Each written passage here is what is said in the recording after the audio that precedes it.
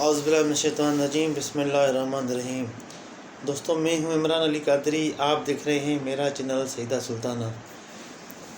دوستوں، آج آپ لوگوں کو پتہ ہے کہ آج کل میرا جو ٹاپک چل رہا ہے وہ اسلامک ہسٹری پہ میں نے اپنے بیانات کو ریکارڈ کرنا ہے۔ تو اسلامک ہسٹری کے بارے میں ابھی میں آپ کو تھوڑے سے انبیاء کرام کا قصہ آپ کو میں بتا رہا ہوں۔ اسٹرگل کرنی پڑتی ہے زندگی میں، بہت ساری اسٹرگل کرنی پڑتی ہے۔ جادو نہیں ہوتا کہ یہ کہتے ہیں نا لوگ کہ چپٹی بجاؤ یہ ہو گیا، چپٹی بجاؤ یہ ہو گیا۔ کوئی بھی چیز ہے، کوئی بھی انسان ہے، اس کو اللہ پاک نے کہا ہے کہ آپ کو محنت کرنی پڑے گی۔ یہ جو ہم کہتے ہیں نا، یہ کہ ہم مسلمانوں کا یہ عقیدہ ہے، ہم یہ کہتے ہیں کہ خدا نے بس ہمارے نصیب میں یہ لکھ دیا تو ہم نے کیا کہا۔ تو خدا کے اوپر اتنا بلیو کیوں کرے؟ تو آپ کو اتنا میں بتا دوں کہ حضرت علی علیہ السلام نے سے کسی نے پوچھا، اصحابی نے پوچھا کسی نے کہ قسمت کیا ہے، یہ نصیب جو کہتے ہیں یہ قسمت کیا ہے؟ تو آپ نے فرمایا کہ اے بندہ خدا، محفل میں وہ بیٹھے ہوئے تھے تو اس کو کہا کہ آپ کھڑے ہو جائیے۔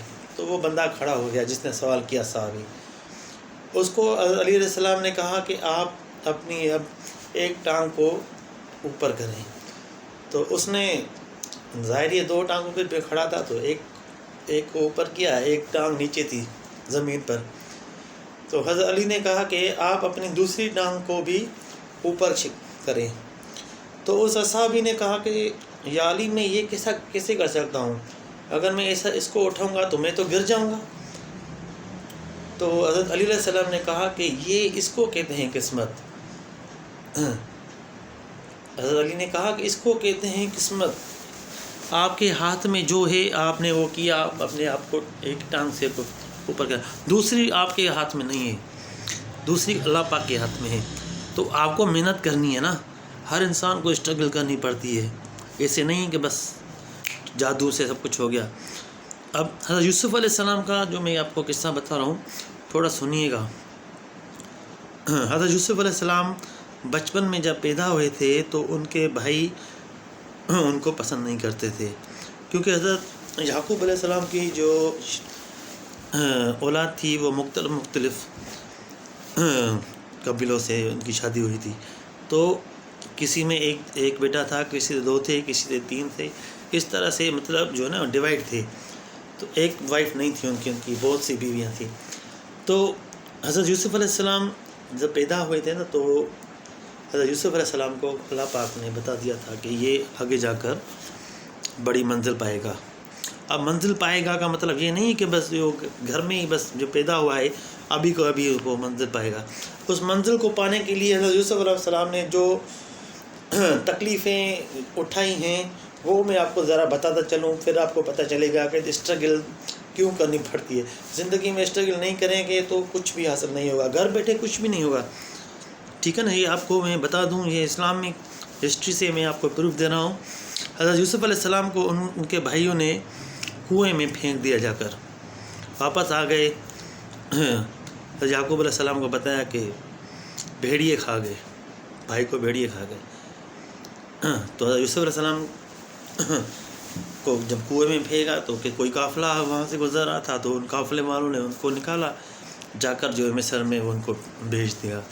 اب جب ان کو مصر میں بھیج دیا گیا، یہ سمجھیں ان کو غلام بطور غلام ان کو سے بھیج دیا۔ جب ان کو بھیج دیا گیا تو زلیخا کے ہسبینڈ نے ان کو خریدا، اور جب ان کے خرید کر ان کو بی بی زلیخا کو یہ ہدیے میں دے دیا کہ یہ بچہ میں نے آپ کو دے دیا۔ حضرت یوسف علیہ السلام بچپن میں بہت ہی خوبصورت تھے، جو دیکھتا تھا وہ بندہ وہ دیکھتے ہی رہ جاتا تھا، اتنا خوبصورت بچہ بچپن میں اتنا خوبصورت تھا۔ تو وہ جب بی بی زلیخا کے پاس ان کو دے دیا گیا تو وہاں سے انہوں نے محل میں ہی وہ تلوار کا جو ہوتا ہے نا سسٹم، تلوار تھی اس زمانے میں، تلوار کی فائٹنگ سیکھی۔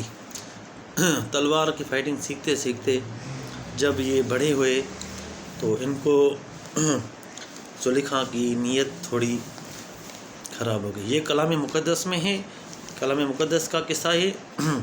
تو زلیخا نے ان کو کہا کہ نعوذ باللہ، اب میں آپ کو یہ بتا دینا ہوں کہ بی بی زلیخا نے ان کو کہا کہ آپ میرے ساتھ مطلب جو ہے غلط رشتہ کریں.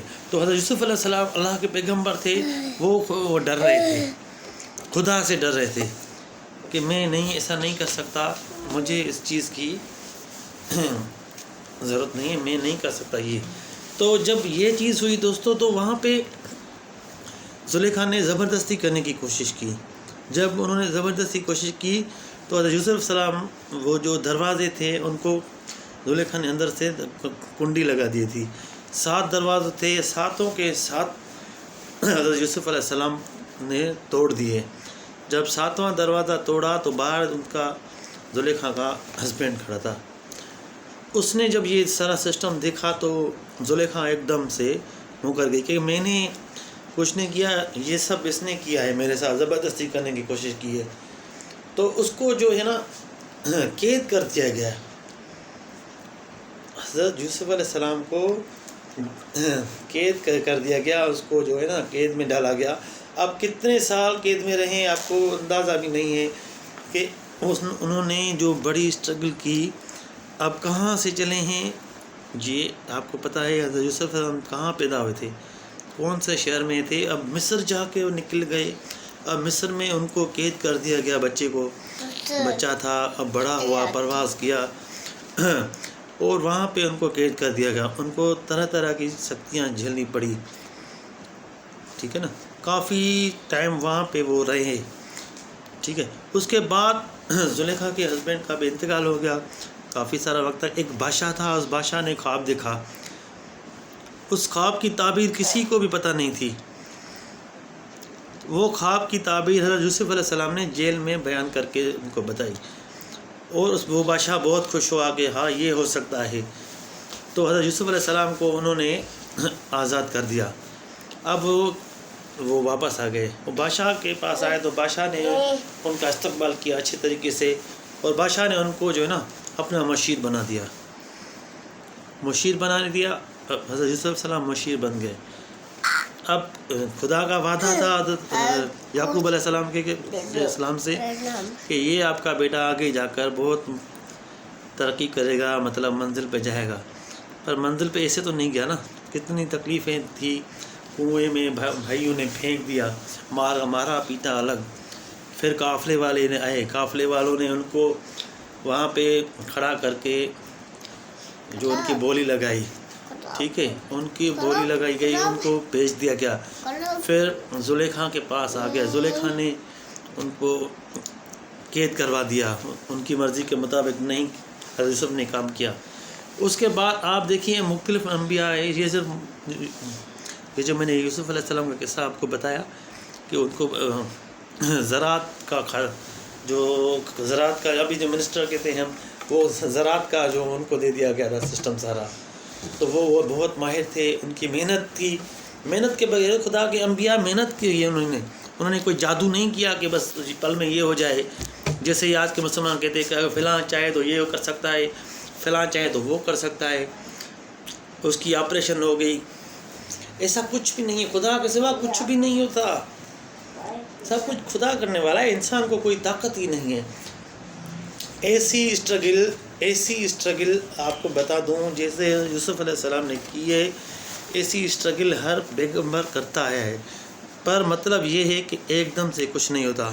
حضور پاک صلی اللہ علیہ وسلم نے 40 سال کے بعد ان کو جب نبوت عطا کی گئی تو انہوں نے اعلان کیا کہ میں اللہ کا نبی ہوں، اللہ کا بھیجا ہوا پیغمبر ہوں. ٹھیک ہے. تو لوگوں نے کہا کہ یہ بھیڑ بکریاں چلانے والا ہے، کیسے ہو سکتا ہے، نبی کیسے ہو سکتا ہے. دور دور تک بات پھیل گئی. کوئی ماننے کو تیار ہی نہیں تھا. سب سے پہلے تو ان کا جو دوست تھا حضرت ابوبکر صدیق اکبر نے ایمان لایا. سب سے پہلے بڑوں میں سے حضرت صدیق اکبر نے ایمان لایا تھا. تو ان کو جو محنت کرنی پڑی نا حضور پاک صلی اللہ علیہ وسلم کو اسلام کے لیے، وہ کسی سے ڈھکی چھپی نہیں ہے، ٹھیک ہے نا. ان کا جو محنت ہے، ان کی جو اسٹرگل ہے، دن رات انہوں نے اللہ پاک کی عبادت کی اور اپنے امتیوں کے لیے صرف دعائیں کی. انہوں نے ایک کمزور غریبوں کی ٹیم بنائی اور وہ ٹیم ایسا کام کر گئی کہ دنیا دیکھتی رہ گئی. کیا تھی اس میں؟ میرے نبی میں ایسی کیا بات تھی؟ وہ تھی برداشت. وہ برداشت کرنا جانتے تھے، سیکھے ہوئے تھے ان کہ کیسے برداشت کی جاتی ہے. پوری جب سے دنیا بنی ہے، آپ کو میں بتا دوں، حضور پاک صلی اللہ علیہ وسلم پر جتنا ظلم ہوا ہے، جتنی زیادتی حضور پاک صلی اللہ علیہ وسلم پہ ہوئی ہے، جو تکلیفیں حضور پاک صلی اللہ علیہ وسلم کو دی گئی ہیں، آج تک کسی پیغمبر کو نہیں دی گئی. یہ آپ ہسٹری کھول کے پڑھیے. جیسے انہوں نے یہ اعلان کیا ہے کہ میں اللہ کا پیغمبر ہوں اور میں اللہ کا نبی ہوں. اس کے بعد ابو جہل سارے کے سارے جو کافر تھے وہ اکٹھا ہو گئے اور وہ حربہ استعمال نہیں کیا جو ان کو نہیں کرنا تھا. ہر ایک حربہ استعمال کیا. کیا ایسی بات تھی جو حضور صلی اللہ علیہ وسلم کے پیچھے پڑ گئے بس اللہ کو ماننے کے لیے؟ انہوں نے بتوں کی عبادت کرنا چھوڑ دی اس لیے. تو دوستو کچھ باتیں ہیں آپ کو سمجھنی پڑے گی. میرے نبی نے بھی اسٹرگل کی ہے زندگی میں. اسٹرگل کے بغیر، محنت کے بغیر کوئی بھی کامیاب نہیں ہوگا کسی بھی شعبے میں. یہ میں آپ کو اس لیے بتا رہا ہوں کہ اللہ کے پیغمبروں نے بھی محنت کی ہے. یہ نہیں کیا بس چٹکیوں میں سب کچھ کر دیا. کہتے ہیں نا کہ فلاں نے یوں کیا، فلاں نے یوں کیا، ایسا نہیں ہے. دیکھیے معجزات جو ہوتے ہیں نا، آپ کو میں بتا دوں ایک بات، بس آپ کو بتا کے میں ویڈیو کو ختم کر دیتا ہوں. یہ آپ کے سب کی کام کی چیز ہے. حضرت موسیٰ علیہ السلام جا رہے تھے تو وہ دو جادوگر آ گئے. کیا؟ دو جادوگر آ گئے. انہوں نے کہا کہ بادشاہ کے سامنے کہا کہ یہ موسیٰ جو ہے نا جادوگر ہے، یہ ہے وہ ہے. تو انہوں نے کیا کیا؟ انہوں نے دو سانپ جو ہے نا، دو سانپ بنا دیے جادوگروں نے. دو بڑے سانپ بنا دیے، پھینک دیے ان کو. تو اللہ پاک نے موسیٰ علیہ السلام کو کہا کہ موسیٰ آپ کے ہاتھ میں کیا ہے؟ حضرت موسیٰ کے ہاتھ میں ہمیشہ لاٹھی ہوا کرتی تھی. ہمیشہ ان کے ہاتھ میں لاٹھی ہوا کرتی تھی. کہا کہ میرے ہاتھ میں لاٹھی ہے. تو آپ کو خدا پاک نے کہا کہ اس کو پھینک دو زمین پر. تو جیسے حضرت موسیٰ علیہ السلام نے اس لکڑی کو پھینکا ہے، وہ ان دو سانپوں سے بڑا سانپ بن گیا. وہ جو لاٹھی تھی وہ ان دونوں سانپوں سے بڑا سانپ بن کر ان دونوں کو نگل گیا. اب اللہ پاک نے کہا کہ اے موسیٰ اب اس کو آپ پکڑو. اب جو سانپ بن گیا تھا حضرت موسیٰ علیہ السلام کو کہا کہ پکڑو. روایتوں میں ملتا ہے کہ حضرت یوسف علیہ السلام نے رما لیا ہے، ایسے ڈر کے اس کو وہ سانپ کو پکڑ رہا ہے. جیسے اس سانپ کو پکڑتا ہے وہ پھر سے لاٹھی بن جاتی ہے. یہ معجزہ خدا کی طرف سے آتا ہے نا. حضرت موسیٰ علیہ السلام کے ہاتھ میں ہوتا تو یہ ڈرتے کیوں؟ وہ ایسے کرتے چلے جاتے. تو یہ باتیں آپ کو ماننی پڑے گی کہ محنت کرنی پڑتی ہے. معجزہ اللہ پاک دیتا ہے. اللہ پاک کے ہاتھ کے سوا کچھ بھی نہیں ہوتا. یہ کہتے ہیں نا عیسائی لوگ کہ حضرت عیسیٰ علیہ السلام ایسا کرتے تھے ویسا کرتے تھے.